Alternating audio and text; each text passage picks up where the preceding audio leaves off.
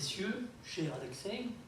Comme vous l'a dit M. Troubetskoy, je ne vous dirai que quelques mots, tout simplement pour vous dire que quand Alexei Pouchkov m'a demandé de préfacer cet ouvrage, j'ai tout de suite accepté. Parce que je le connaissais, que je l'appréciais en tant que parfait francophone et très bon connaisseur des relations internationales et de la vie politique française. On ne peut pas le prendre au dépourvu sur ces questions. Donc j'ai accepté et j'ai quand même demandé qu'il me communique les épreuves, ou en tout cas le projet du livre. Je l'ai donc lu attentivement. Et j'espère que c'est le livre qui a été publié. Je confirme. En tout cas, je me suis régalé, car je crois que seule la connaissance de l'histoire peut permettre d'appréhender les questions politiques.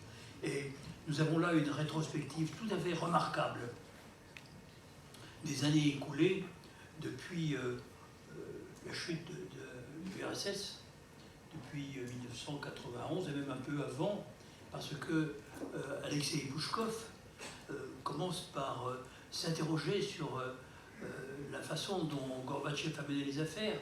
Selon lui, il n'a pas pris en compte les intérêts de l'État russe. Je ne crois pas travestir sa pensée. Je pose simplement la question de savoir s'il était possible de défendre les intérêts de l'État russe et en même temps de changer complètement un mode de production. On sait que c'est quand même très difficile. Est-ce que les privatisations gigantesques qui ont été opérées dans la décennie 1990 et les changements géopolitiques étaient en quelque sorte conciliables avec une défense plus accentuée des intérêts de l'État russe? Ayant lu M. Gorbatchev qui dit lui-même qu'il n'avait pas prévu la chute du mur de Berlin, quand il a dit à Erich Honecker, celui qui arrive trop tard est puni par la vie, lui aussi finalement a été en quelque sorte emporté dans ce que vous appelez le torrent. Et c'était un torrent. Donc il faut aussi s'incliner devant ces phénomènes historiques gigantesques. Ensuite vient la période de M. Yeltsin. On peut s'interroger sur le fait de savoir si la relative confrontation qui s'est manifestée entre l'Occident et la Russie depuis surtout les dernières années était inévitable. Ou si elle est faite de beaucoup de malentendus, comme je le crois, et comme l'a dit d'ailleurs le président de la République, Emmanuel Macron lui-même. Il y a eu des malentendus.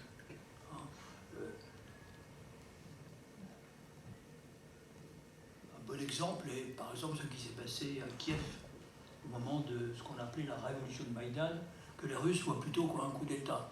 Disons que la garantie donnée par nos trois ministres polonais, allemands et français n'a pas tenu parce qu'il n'y a pas eu de suivi, il faut bien le dire. Par conséquent, on peut considérer que la partie russe a pu avoir l'impression d'être dupée. C'est quelque chose qu'il faut accepter. En tout cas, il est toujours intéressant de connaître la grille de lecture de nos partenaires et amis. Ce n'est pas forcément la même que la nôtre, mais chacun a sa grille de lecture. Et une chose qu'il faut savoir, c'est que naturellement, chacun doit essayer de comprendre la manière dont l'autre raisonne. C'est pour cela que j'ai accepté de préfacer cet excellent livre. Nous comprenons qu'il y a des malentendus. Il y a eu aussi quelquefois des responsabilités, dont je n'hésite pas à dire qu'elles étaient partagées. Par exemple, l'entrée de la Pologne dans l'OTAN a été acceptée par le président Yeltsin dans une conversation qu'il a eue avec Lech Walesa. Donc, bien sûr, on peut toujours incriminer la mauvaise volonté de l'Occident, des États-Unis, de la Grande-Bretagne, de la France même, à ne pas avoir découragé l'extension de l'OTAN vers l'Est. Mais quand le président de la Russie l'accepte, c'est extrêmement difficile de dire quelque chose de différent. Alors, chacun sait que c'est l'Allemagne qui souhaitait que la Pologne, la Tchécoslovaquie à l'époque, la Hongrie, entrent d'abord dans l'OTAN. C'était la première vague. Il y en a une deuxième qui était déjà plus problématique, puisque les Pays-Bas, la Roumanie, la Bulgarie touchaient les frontières, non pas toujours de la Russie, c'était le cas des Pays-Bas, mais en tout cas de l'ex-URSS. Donc il y a des responsabilités qui sont quelquefois partagées.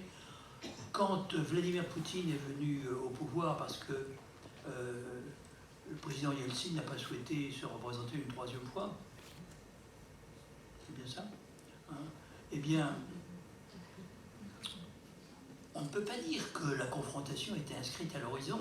Même il y a eu une période relativement amicale dans les relations entre la Russie et les États-Unis, quand le président Poutine a affirmé sa solidarité avec les États-Unis en 2001, après les attentats gigantesques contre le World Trade Center. Et les choses se sont ensuite gâtées, l'invasion de l'Irak, les révolutions oranges, déjà en Ukraine, en 2004. Il y a la conférence de presse du président Poutine à Munich sur la menace que l'OTAN faisait peser sur la Russie, qui a surpris tout le monde. Ça n'a d'ailleurs pas été considéré avec beaucoup d'attention, puisque ensuite il y a eu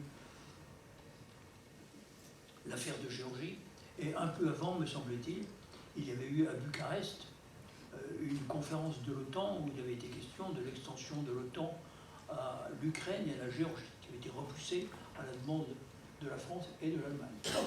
Donc les choses se sont gâtées, il faut le dire, à partir de la réélection de Vladimir Poutine en 2012, et avec l'évolution qui s'est produite en Ukraine du fait du partenariat oriental, projet poussé par l'Union européenne. Disons qu'à ce moment-là, j'en ai été témoin, j'ai compris qu'il se passait quelque chose qui pouvait être fâcheux. Et se sont greffés là-dessus les malentendus que j'évoquais tout à l'heure, puis le choix qu'a fait la Russie de privilégier ses intérêts stratégiques en organisant le rattachement de Sébastopol et de la Crimée. Il y a ensuite les incidents dans les régions du Donbass qui ont donné lieu à une tentative de médiation dans laquelle j'ai été impliqué, puisque je suis allé voir le président Poutine de la part du président de la République, et j'ai rencontré le président Poutine à Sochi au début de mai 2014. Puis tout ça a donné lieu à la mise sur pied du format de Normandie, aux accords de Minsk 1 et 2, et disons que nous en sommes là. Alors est-ce qu'on peut écrire cette histoire comme si c'était une histoire en quelque sorte bi-univoque entre la Russie d'un côté et les Occidentaux dans toute leur variété de l'autre? Je ne le crois pas. Je ne le crois pas, et c'est là que j'ai émis une petite divergence, mais qui est faite pour être résorbée, puisque j'ai encouragé M. Pouchkov à écrire un nouveau chapitre de son livre. C'est qu'il apparaît, il le dit lui-même, de nouveaux centres de pouvoir, ce qu'on appelle les pays émergents, et notamment la Chine. Et je pense que le XXIe siècle va se structurer autour d'une nouvelle bipolarité entre les États-Unis et la Chine. Est-ce que les États-Unis considèrent que leur adversaire, c'est d'abord la Russie, beaucoup plus que la Chine? Je ne le crois pas. Parce que même s'il y a l'OTAN, qui est une structure organisée depuis longtemps, et même si finalement les États-Unis n'ont pas voulu se passer de l'image de l'ennemi qui avait été confectionnée pendant si longtemps que finalement pour en construire une autre, c'était peut-être pas la peine. Tout ça c'est vrai, mais en même temps, regardez ce qui se passe avec la Chine. Le PIB de la Chine dépasse celui des États-Unis, 23 000 milliards de dollars contre 19 500. Et naturellement, pour un pays de 1400 millions d'habitants, qui croît beaucoup plus vite, 5 à 6% par an, que les États-Unis et que les autres pays occidentaux, naturellement, c'est là l'événement qui remodèle l'ensemble et qui va nous obliger à réfléchir à nouveau, comme nous l'a suggéré d'ailleurs le président de la République, lors de, plus exactement après sa rencontre avec Vladimir Poutine à Brégançon. N'avons-nous pas intérêt à nous rapprocher plutôt que de devenir les partenaires minoritaires d'un des deux empires qui aspirent à se partager l'hégémonie mondiale? Donc c'est une bonne question et je crois qu'il faut y réfléchir. L'affaire de l'Ukraine obscurcit l'horizon.